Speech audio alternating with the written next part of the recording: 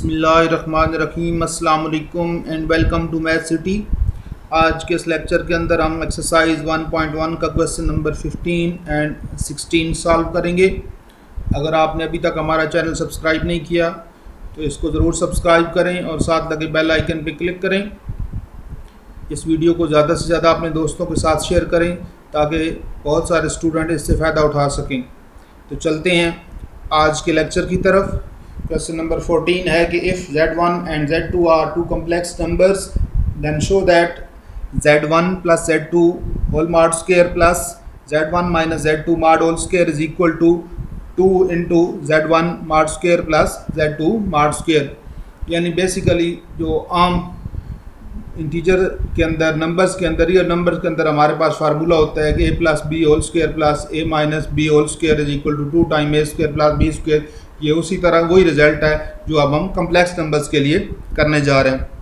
तो इसके अंदर वही बेसिक जो एक हमने पिछले लेक्चर में भी रिजल्ट किया था और यूज़ भी किया था उसी को हम आज यूज़ करेंगे। वो था Z mod square is equal to Z into Z bar. ये वाला रिज़ल्ट हम यहाँ पे यूज़ करेंगे।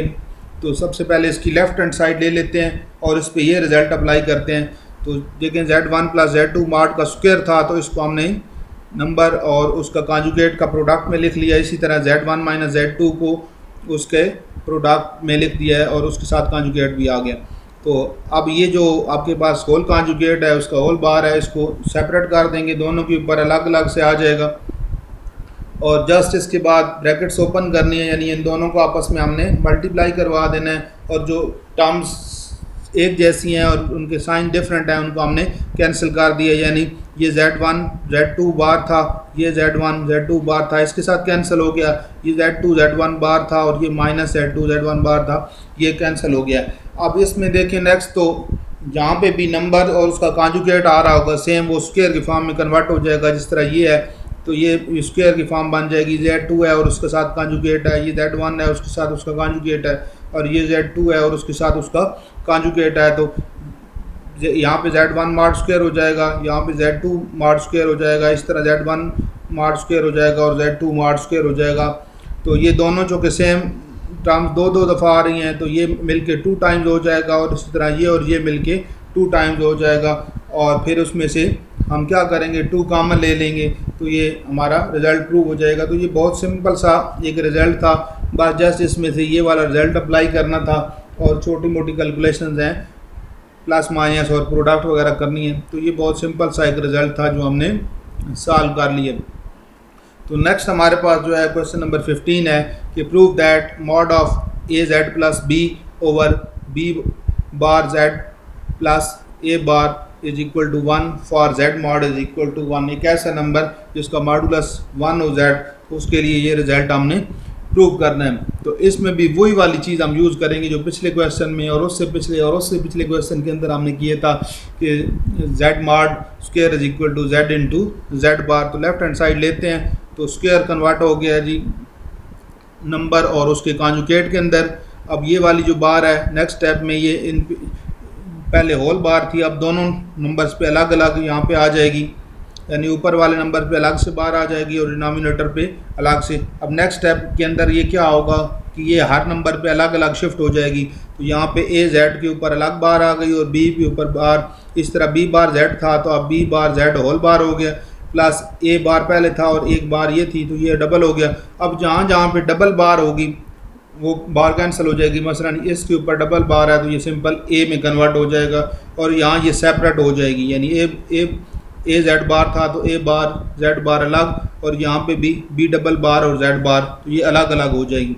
ये देखिए यहाँ पे हमने अलग अलग कर दिया इसको और यहाँ पे भी दोनों पे पहले थी अब ये अलग अलग हुई। अब बी डबल बार है तो यहाँ से फिर ज़रा डबल बार कैंसिल हो गए, सिंपल ये बी रह जाएगा। तो हमारे पास आ जाएगा यहाँ पे सिंपल बी आ गया है, डबल बार कैंसिल हो गई। अब हमने ये करना है कि नॉमिनेटर को आपस में मल्टीप्लाई करवा देना है और डिनोमिनेटर को आपस में मल्टीप्लाई करवा देना है। तो ए जेड इससे ए बार जेड से बार से मल्टीप्लाई होगा, फिर ए जेड जो है बी बार से मल्टीप्लाई होगा, बी जो है ए बार जेड बार से मल्टीप्लाई होगा और बी बी। अब इसमें लिखने का मैं जो आपको सजेस्ट करूंगा प्रोसीजर कि आप एक अल्फ़ाबेटिकल अरेंजमेंट्स के तौर तहत लिखें, यानी ए को पहले लिखें, फिर बी को लिखें, फिर जेड को लिखें। तो इसमें फ़ायदा होगा आपको डिफरेंट टर्म्स को कंपेयर करने में, कैंसिल करने में।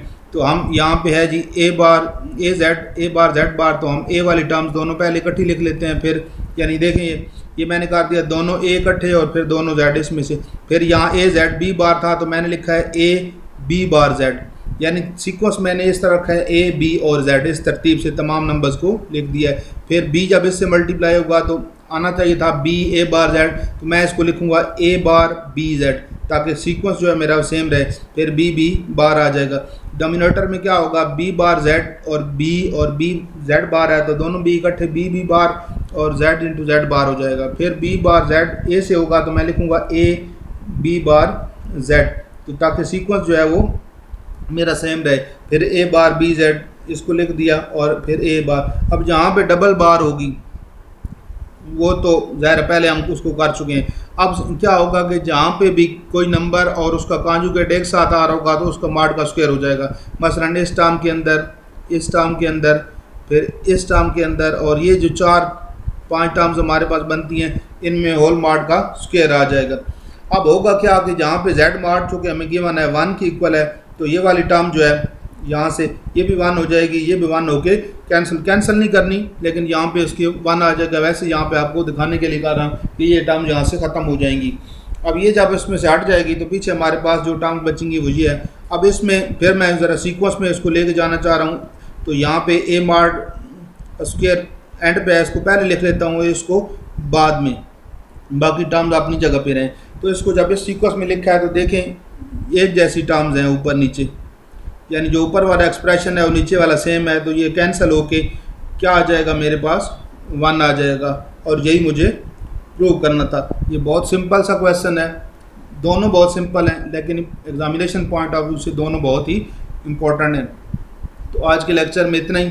अगर फिर भी आपको कोई कन्फ्यूजन हो इन क्वेश्चन के अंदर तो आप कमेंट सेक्शन में ज़रूर पूछें। इंशाल्लाह विद इन नो टाइम इसका रिप्लाई मिलेगा। और अगर आप चाहते हैं कि किसी और टॉपिक पे आपको लेक्चर मिलें, उसके ऊपर हम सीरीज़ बनाएं लेक्चर्स की, तो ज़रूर कमेंट सेक्शन में बताएं। इंशाल्लाह हम उस टॉपिक पे भी काम करेंगे और आप तक पहुंचाएंगे। आज के लेक्चर में इतना ही, मिलते हैं नेक्स्ट लेक्चर में अगले क्वेश्चन के साथ। अल्लाह हाफिज़।